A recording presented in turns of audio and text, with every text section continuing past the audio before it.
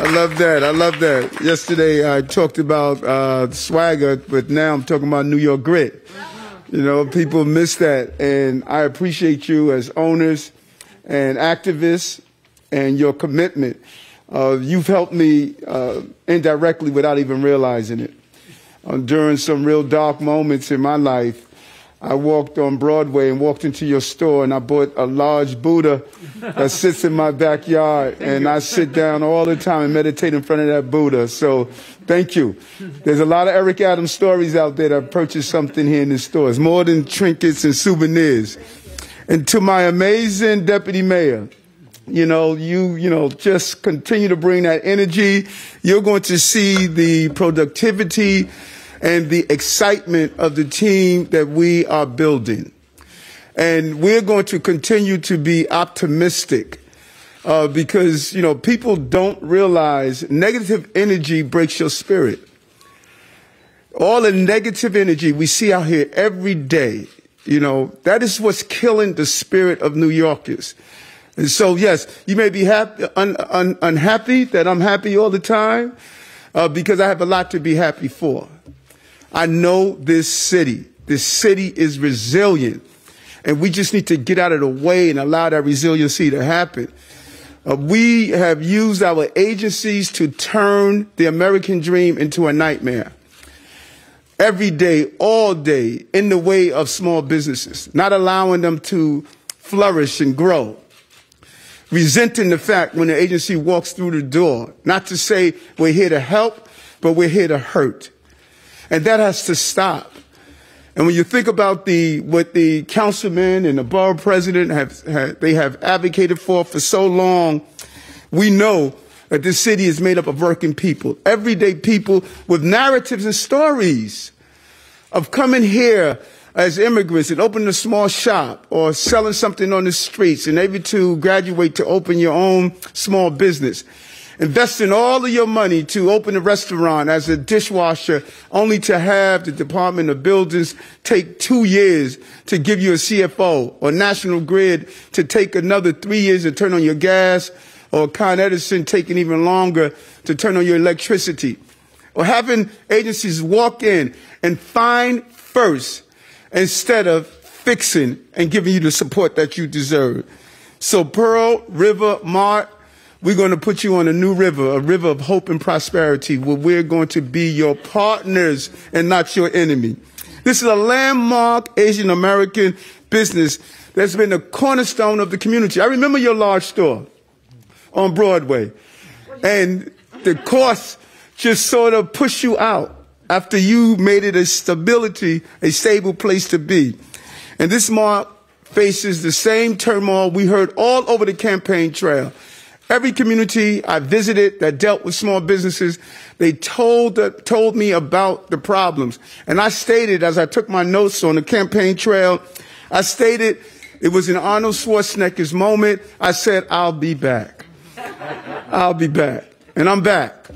I'm back to use the power of the mayor's office to assist and not to hurt. And you're right, this community was devastated during COVID. Businesses closed. The hateful rhetoric that came from Washington, D.C. to connect COVID to the Chinese community, the anti-Asian violence, the number of attacks that we saw right here on Canal Street.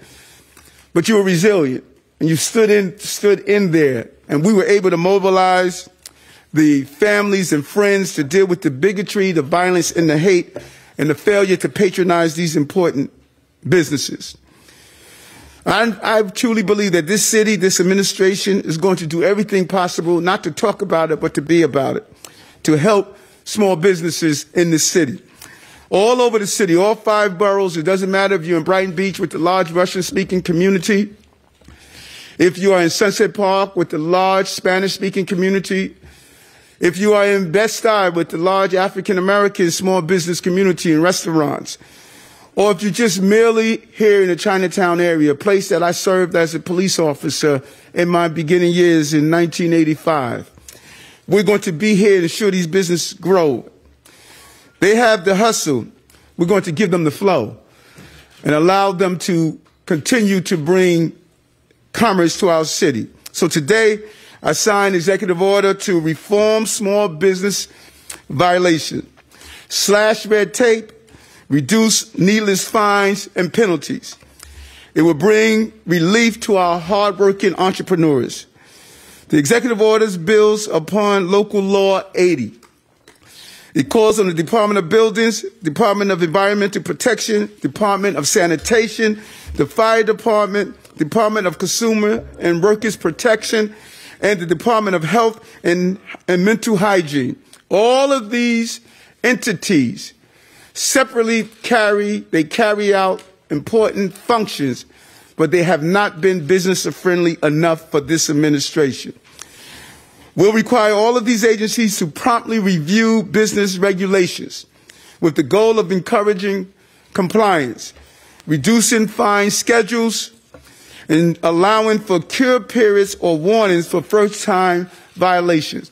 You just open a new business, you make a mistake, you should not be hit with a fine that's going to prevent you from keeping your doors open. We're going to put in a warning system that will allow those businesses to have a period of time for those non-emergency health violations, a period of time to fix the problem. That's the goal. The goal is not to harm you, but to help you. Within 3 months, each of these agencies will need to identify the 25 violations that result in the greatest number of summonses and fines issued to businesses. We're not going to use the system to fine you to put money in our coffers. We're going to use the system to help you to put money in the tax base that you make when you hire people, when you have people come in and spend their money as tourists. That is how we feed our tax base, and that is how we feed our coffers. These agencies will then submit recommendations for which violations should be reformed through elimination, fine amendments, allowance of a warning, or allowance of a cure period for first-time violations, which is so important. The agency will submit recommendations about whether the violations are necessary. We have so many violations on the books that are no longer necessary. And we want to promote and ensure that they promote important public purpose. So the executive order also established an interagency working group in the mayor's office to evaluate the submission of each agency, to expedite decisions, and put plan into action. And of course, the working group will be chaired by my amazing deputy Mayor Maria Torres Springer, and the commissioner of the Department of Small Business Services, Kevin Ken, one of the first South Asians to represent and lead that small business services. Small businesses are the heart and soul of our city, and we want to make sure that that heart continues to beat without us hurting and harming the small business of our city. The goal is to help keep each and every American dream alive in New York City by offering a helping hand to ensure compliance with necessary support. We feel not fines, but extra support is going to get us through this in a real way. We feel in a real way, fix it, don't fine it, support, don't destroy it. The pandemic sidetracked our reform so many times before, but we're now full speed ahead, and we're excited about the moment and with it, the opportunities that's going to come with it. This is our time. This is our time to revitalize our city and bring the right energy and spirit that this city has to offer. During the 60s, a young man came here with his wife and opened a small shop. They brought the American dream and American spirit with them. They believed. They believed in who we are and what we represent globally and nationally. Today, we are going to ensure that dream continues for the next families that are to come and for businesses to continue to thrive in our amazing city. So I am signing this executive order with the same pride that I had when you signed your first lease. This is a new opportunity for us to move forward in the right directions.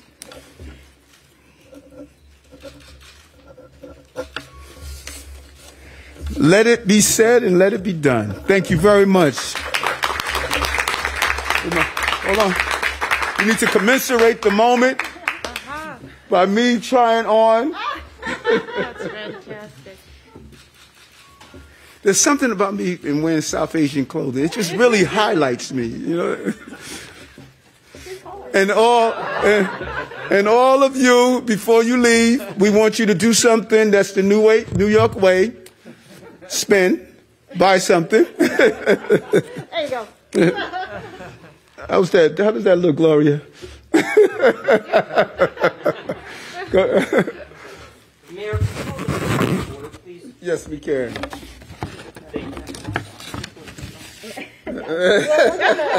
Right, don't let me set up the alarm and y'all gonna call Popo on me.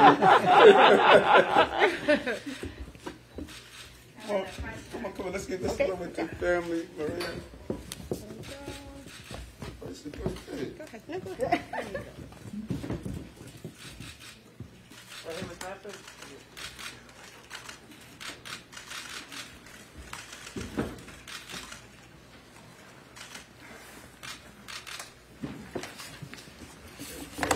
Okay, so we're gonna take some questions from the media. I'm stopping first. I'm coming. Mayor, hold on. Go ahead. A little bit more, Mr. Mayor, just a little bit in detail. This sounds like an overhaul of how the agencies are going to go about enforcing rules and regulations. What are you concerned about in terms of what's being enforced, not enforced? Is it the amount of fines that people are getting? Is it inability to open up a small business? What are you exactly trying to target? Yes, no, great question. And it's a combination. We inundate small businesses on so many different levels that you start a business, right away you're hit with fines. We're saying pause, give them a warning first. You renew. It's such a challenge to renew. And that's part of what we're going to be rolling out later on how to renew the process even better. And then what really surprised me is how a small business, one inspector will come in, do an inspection, give you a thumbs up. Next day, someone comes in and give you a bunch of fines. I mean, how does that happen? So there's no clarity. And the goal appears to be that we're trying to use fines as a way to build up our tax base. A citation is another form of taxation if it's abused. So we want to go in, look at all of those things that are on the books and say, should we still have this on the books? We had a battle about signs and the sign sizes. There's so many things that are on the books that should not continue to be on the books. And so what the deputy mayor is going to do, she's going to have all agencies look at what fines are we issuing? Should we still issue them? Should we put in a warning system before giving that fine or that summons? And how we help new businesses, particularly for first-time offenders. Because if you did something only one time, let's not try to destroy you. If you have a repeated offender, then we need to go after those repeated offenders. But if you make a mistake, you just open a business, you made an error, let's help you correct that error. Is there a timeline? Is there going to be like a report that Yes. the deputy mayor will put together, a set of proposals? I'm kind of, what's the end goal here? Yes, we put a timeline in place, and that's what I mentioned. I believe it was a 3-month period. 3 months. 3 months. 3 months. We're going to tell the agencies impacted to go in 3 months, come back and say, how are you reforming what you're doing? In the 3 months, January, February, March, we will be releasing and analyzing to say how we're going to reform those fines. Mayor, thank you very much. Thank you very much. You said that the agencies have turned the American dream into a nightmare. Can you elaborate on that and say how it impacts small business? And also, too, you said that the attacks against the Asian American community, the Chinatown community, and the rhetoric from the previous administration. What do you think that President Biden should do to address this more broadly and to try and reach out to the Asian American community? What are your thoughts on that? What should the White House do? That's a great question, and it has not been done already. First, let's deal with the agencies. Yes. This is what I heard over and over and over again. So everyone can't be wrong. I've heard it over and over again as I move throughout the city. You come here to America, you're a dishwasher, you are a waiter, you collect your money with your family members to open your first restaurant. You're paying $30,000 a month rent. National Grid would take 2 years to turn on your gas. You're still paying the rent. DOB would take 2.5 years to give you a CFO so you can occupy the space. Con Edison is taking 2 years. Or you build a hotel and you have to wait almost 3 years for FDNY to give you a sprinkler inspection. And so when you start to do an analysis and you're hearing this all over, it's obvious there's a disconnect between the city agencies and small business services. Small business services, they will come in and say, we need to get you up and operating. So someone did not give the agencies the memo. That's what we want to align. We want to align the mission of the small business services with all of our agencies. I'm no longer judging agencies on how many fines they issue or judging agencies on how long it took you to put out a fire. I'm judging you how long it took you to open a hotel, how long it took you to get Con Edison to come in to turn on the electricity. That's one. Let me finish this question. Second thing, the president.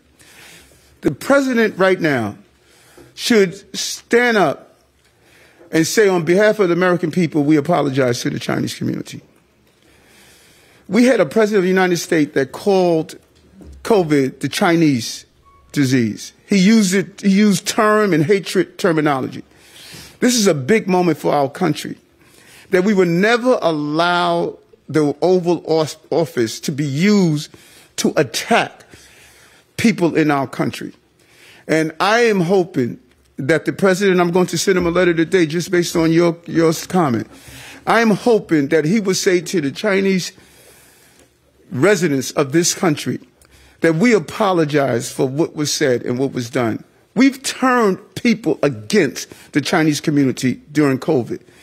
And what they did in all of that pain, we received over 200,000 in Borough President office of PPEs from the Chinese community. In spite of no one patronizing their stores for the most part, in spite of the attacks, in spite of all of that, they said, we want to help you give PPEs to people in NYCHA because they didn't have it. They showed us what it meant to be an American. And the best thing we can do right now to use the highest office in our country to apologize for what Donald Trump did to this community. I was wondering if you or the deputy mayor can give us an example of a common violation. I think like one that comes to my mind is, you know, that restaurateurs, they despise the health inspectors and they feel that they go overboard.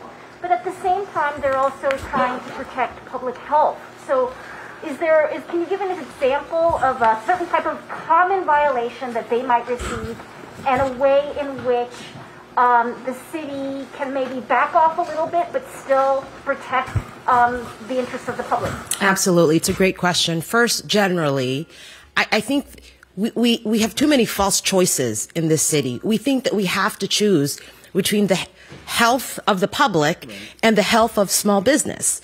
That's simply not the case. And what we're here to do in this administration is to say we don't have to make that false choice. We can keep the public safe while keeping small businesses healthy. And that's really the approach that every agency, from the commissioner to inspectors, need to take. Some common fines, for instance. Let me give you 5, just to give you a sense of what is out there and how much and what these fines look like. For example, failure to clean 18 inches from curb into street. That's a $100 penalty. Excessive noise created by an air compressor. That's a $560 penalty. Not having the scale used for weighted items at a supermarket or bodega clearly in sight. That's almost $100. Failure to disclose details about layaway plans. That's almost $300. Failure to post clear price lists at laundromats. That's almost $400. So these are rules and regulations. Of course, they exist for a reason. We have to, many of them have a public purpose. But what this work, very fast work, early work, the 4th day of our administration we are going to undertake with all of our partners in government is to look at these rules, look at the most commonly enforced violations and say, do they still serve that public purpose? If not, how do we reform it? If they do, are we sure there are first-time warnings and cure periods? What do the fine schedules look like for first, second, and third offense? And are they reasonable? And then what I think is as important as the early work is to also ask them, what are you going to do at implementation? What systems do you have to track these violations? How have you trained inspectors? Do you have these rules in different languages for businesses? And so it is both the upfront work and the follow through on implementation. That is what's different. There's work here that we're building on from previous administrations, but I would dare say that never before has it been this early, this bold, and with a commitment not just to identifying the problems, but to implementing them in ways that actually support businesses like Pearl River Mart.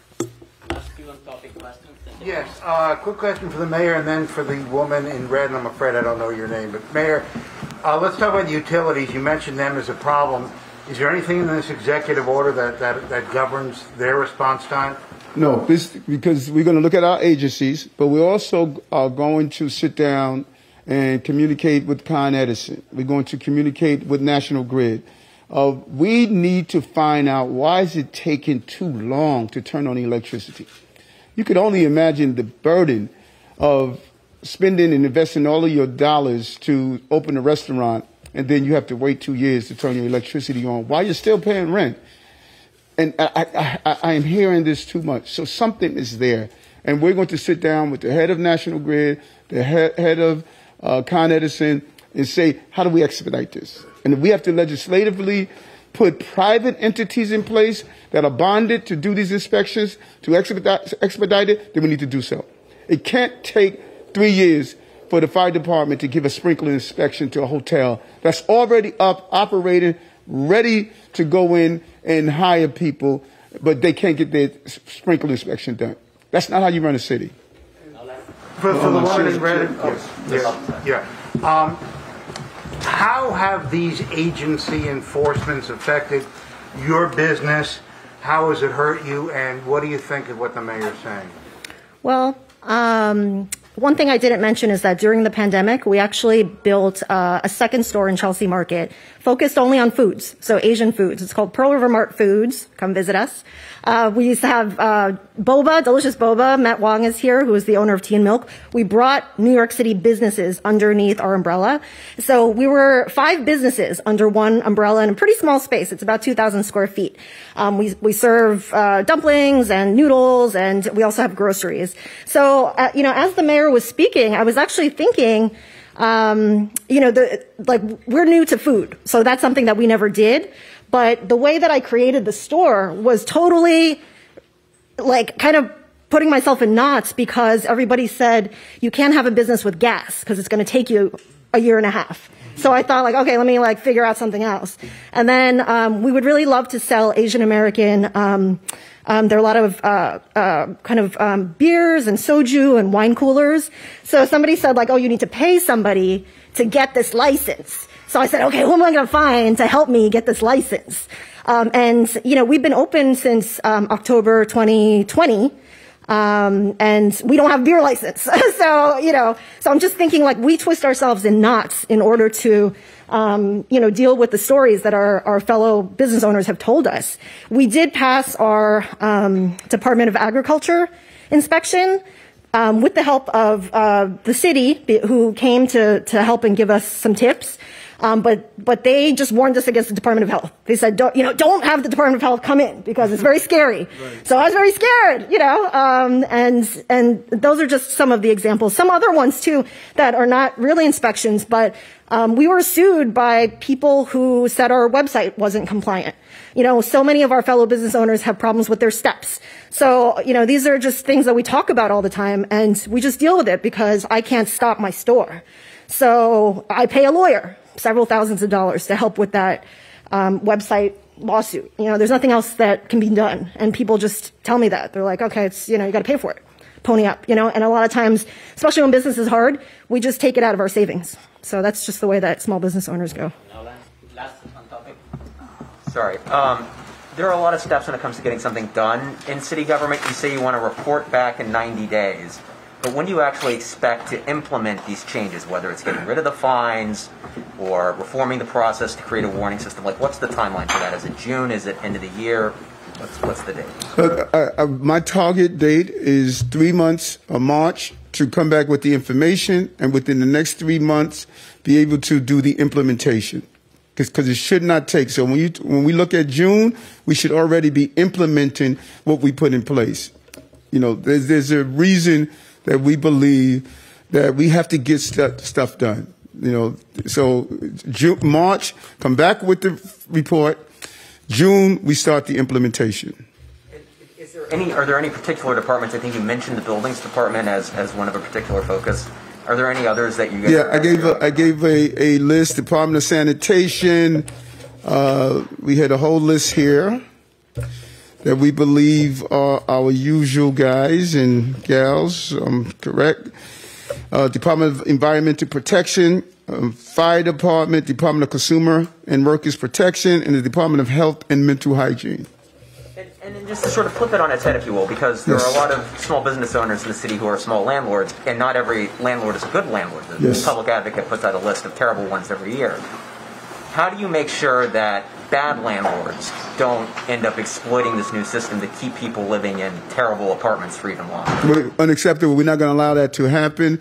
And there should be a difference between those who abuse the system than those who are making errors for the first time. If you have a history, a pattern of abuse, not creating a good, clean, safe living and working space, you should be fined accordingly. But if you're just making innocent errors, mistakes that you can have an opportunity to correct, you walk into a restaurant and you frame your liquor license is in the wrong frame, that can open you for a fine.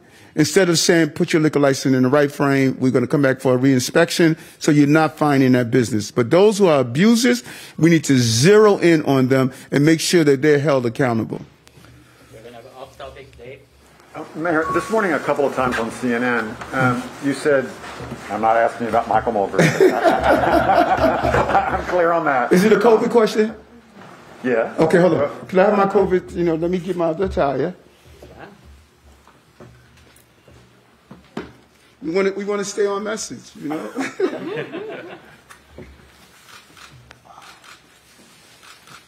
I love this shirt. Who's the individual that gave it to me? On your left. Did you get my size right? And if you know it or not, I am the first mayor in the history of New York that wore a hoodie. You get it? Isn't that nice? Great design. You know that? Go ahead, I'm sorry. That's fine. It goes along with what I'm asking about, and that is, you said several times, and I think you've said it a lot in the past, is, I need my businesses back. I wanted you to expound upon that, because we're seeing here in the last couple of days, a lot of big businesses, especially in the financial district, tell their employees, I'm not ordering you back. We're going to wait. We're going to get past this wave. Let's revisit this in March or April or May. I'm taking it you don't want them to do that when you're saying, I want my businesses Yes, back. and let me tell you this what I'm finding, which is very interesting. A large number of businesses called me, and they're having a real problem getting employees back. Many employees are saying, we don't want to come back in the office. And to say, listen, I need you to come back for 2 days a week, 3 days a week, and then we continue to evolve. But there's a large number of businesses. You should speak to some of the businesses that the employees are saying, we no longer want to come back in the office. Now, that's fine if we weren't connected. But as I said earlier, that accountant, I need him to go to the cleaners. I need him to go down to Dunkin' Donuts. I need him to go to the restaurant. I need him to bring in a business traveler. And if we say that, well, I don't have to come in, I'm still getting my salary, then you are not helping those New Yorkers that need us to come in. So I want my businesses in this city to come up with a closer deadline and say we're going to start placing our toe back in the water, come in for 2 days, for 3 days, and then let's get this city back up and operating. But to say we're just going to revisit this in April, that's too long for you. January, February, March, April, 4 months of not having this business patronized, not having a restaurant patronized, not having business travelers come here to the city to go to our hotels, that is going to be devastating for our economy. And I don't know if my businesses are sharing with their employees. You are part of the ecosystem of this city. My low-skilled workers, my cooks, my dishwashers, my messengers, my shoe shine people, those who work in Dunkin' Donuts, they don't have the academic skills to sit in a corner office. They need this. We are in this together. And we should be saying to ourselves, if I remotely do my job, then that stock clerk is not going to be able to have the business he deserves. That's what I need us to understand. This is not a separate thing. To get through this, we have to get through this together. I need them to shorten the span. I need people back into the office. I guess this is actually on topic, but since the 1980s, I guess when you were a cop down here, there have been efforts for commercial rent stabilization, and there's been efforts in a commercial rent stabilization bill in the City Council. Do you support a commercial rent stabilization bill, and would you sign it if it moves to the Council? Devil's are in the details. It's very important. We don't want to see long-time businesses displaced. But what we also don't want to happen, those businesses that come in that's doing extremely well and saying to the landlord, you can't raise my rent, but I'm doing extremely well. So there needs to be a balance on how we're doing it. These long-time businesses that have been here a long time, we should be able to fortify them and allow them to stay and not have to move 5 times within a short period of time. So the devil's in the details. I will look at it and make that determination. Have you seen it as it is now, and I guess what changes would you want? No, I have not seen the bill. Pix 11. Mr. Mayor, first of all, congratulations on your win. Thank you very much. Question on school staffing. Do you know, based on yesterday's numbers, how many teachers were out or how many subs were brought in to make the difference? No, I don't. I'm going to speak with the Chancellor, who has been running around. I'm just really proud of David and what he is doing. We don't know the exact counts, but we do know this. There was only one school that closed. And today, 0 schools closed. And we're excited about that. We're also excited about our coordination. And, people are trying to attempt to say that Michael and I, Michael Mulgrew from the UFT, we're at odds with each other. We are not. I think New Yorkers should be really pleased that the governor, the mayor, the UFT president, we have been coordinating with each other. And even if there's a difference of opinion on something, we said, you know what, Eric, you're the mayor, and we're going to line up with you even if we have a difference of opinion. That is commendable. That is not what we witnessed these last couple of years. We're seeing a team effort help the city get out of this crisis. Oh, thank you. Mr. Mayor, I'm curious if you believe that you have the legal authority to veto the non-citizen voting bill, and relatedly, how you would describe your early relationship with Adrienne Adams, given your disagreements on that and on punitive segregation. First, let's deal with my legal authority. I never said I was going to veto the bill. I was asked what is my opinion and thoughts on the bill, and I was clear that I supported the bill. There was one concern I had, and that was the 30 days. We're looking at the 30 days. We're figuring out what I'm going to do. The previous mayor decided he was going to let the bill go through. That's on the table for us as well. And so we're doing an analysis to figure out the 30-day part. That's the only issue that I've raised. And my legal team would make a determination, and they would give me what are my options.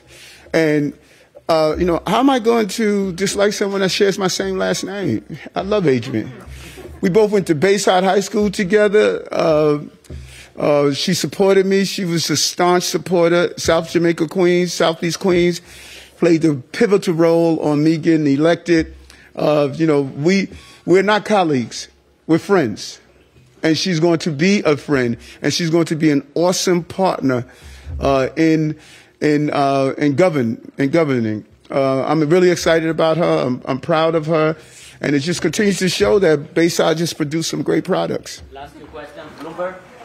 Mayor Adams, testing is obviously a key part of your messaging about keeping the city open, and I wanted to know if you could update us here on where the city is in terms of testing, and then any milestones that you guys are looking to hit over the next few weeks in terms of the city's testing ability and capacity. As in the milestones, as in the number of tests that we have done? Yeah. Okay. I'll get the exact number for you. Jose will make sure he gets it for you, the exact numbers of tests that we actually perform. Before coming here, I took a COVID test, and I'm going to do, I don't know if any of you have taken the take-home test. If you ever want to be discouraged in taking the take-home test, look at the instructions. I mean, why do you have to be so complicated to say stick to, what do you call that, cotton swabs in your nose and put it in the water? So I'm going to do a video, and we're going to do it in multiple languages so that people can see this is all you have to do. You're daunted by just looking at those darn instructions. My goal is to get New Yorkers not to wait on long lines. I want New Yorkers to embrace the concept of empowering them, of saying you could do this right at home. So we want to further expand the 1.5 million tests that we receive from the city and from the 1.6 actually from the city and from the governor, who was an amazing partner. I want to get take-home tests in the hands of people so they can do it at home. Why go wait on a long line? Why go to a facility and possibly expose others? The take-home test is easy. The more we get people to use the take-home test, the further we're going to evolve into living with COVID. That's my goal. And so we would give you those numbers. Hold on. Go ahead. How many tests do you guys need? And are they coming from the state alone, or is there anywhere else that you guys can get the tests from? Which type of test? The take-home? Well, we receive 1.6 for just the schools. The governor has been also helpful in helping us receive a large quantity to drop off at different sites. We would do a real analysis with the Department of Health and Mental Hygiene and H&H on our follow-up calls that we do every morning to find out what do we need the the chain of tests to come in. And we'll come up with an exact scientific number. How do we put them, not that they're wasted, but we could put them in strategic locations. And then mobilize, I say this so often, mobilize our senses. Because, over 40% of the people in Brooklyn alone speak a language other than English at home. So we need to have videos with someone wearing a hijab, someone wearing a yarmulke, someone of different languages. People need to feel comfortable that, hey, this is something that they're speaking to me about, and that's what I'm going to do. And so we need a steady supply, particularly during this surge, to get take-home tests in the hands of people as much as possible. And the Department of Health and Mental Hygiene would give us a good number so that we can have it borough-wide. Mr. Mayor, that's a rather broad question, but at the end of his term, your predecessor was viewed rather unfavorably, and we could see that through polls when he was trying to run for president. And my question for you is, first of all, why do you think that is? But more importantly, what are you going to do differently over the next 4 years than his administration did? Okay, I'm not sure what happened with Bill. Bill is the previous mayor. I'm not critiquing his term. I'm not responding to his term. I'm looking towards the future. And I don't know what the final analysis is going to be in 4 years of Eric Adams as mayor, but I do know this. They're going to say we've never had someone that worked as hard as us for our city. That's what I know, and that's what I'm going to do. I'm not in control of what people feel at the conclusion of my term. I'm in control of working my rear off for the people of this city, and I'm going to do that. Thank you, everybody. Mr. Mayor, Mr. Mayor. Gloria always has one more question. You were talking about working your rear off. Yeah. Some of the people working their rear off Yes. are those who are having to make up for staff shortages across the agencies. Yes. Can you give us any kind of update about where the city is at with people who aren't able to come into work, and how is that going? No, I do not. I do not have numbers. One thing, I thought it was a smart decision to shorten the period of time that people could come back to 5 days. I have been visiting precincts. I went to the 4 to 12 roll call yesterday in the 5th precinct. I went to the Daytona roll call today. I'm going to do a midnight roll call tonight. And I'm watching the officers that they were at a 20% sick rate. And I'm watching these officers. So I speak with them and engage with them. They say, listen, we're ready to come back. They're coming back within 5 days. So I don't know the exact numbers, but I know that when you call for city services, we have not had to turn anyone down. The city is stepping up. And we should highlight some of those employees that are coming back and just chipping in. New Yorkers are ready to chip in. And, this is a turbulent period. But, blame me or not, I just believe in the city. I just know how resilient this city is. And we're going to get through this. We're going to get through this together with the right positive energy. Mr. Mayor, one more, if I might. You said earlier today that Alvin Bragg is on Team Public Safety. Yes. His sentencing memo bars his prosecutors from seeking sentences of life without parole. If you can't seek a sentence of life without parole, can you be on Team Public Safety? Yes, you can. I like Alvin. I believe he's a former prosecutor in the U.S. Attorney's Office.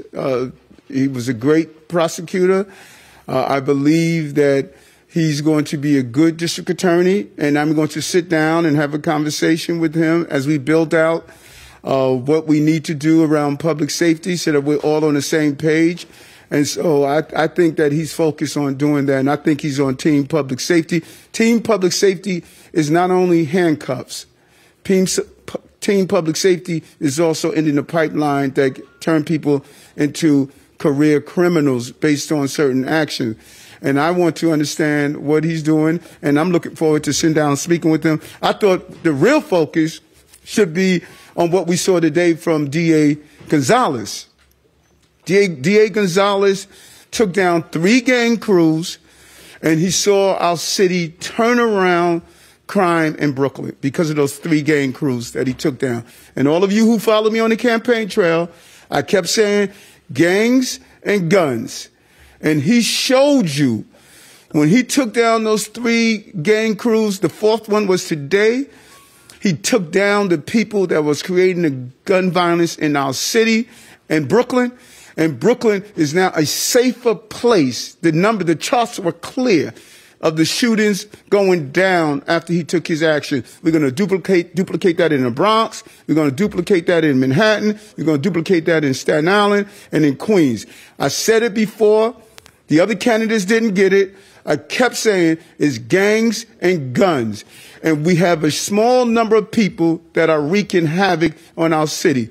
And I'm going after them. So they better pack up, move, do whatever they need to do, because there is a new sheriff in town. I got to bounce, man. My staff is going to beat me up. Can you clarify on the non-citizen vote if you are willing?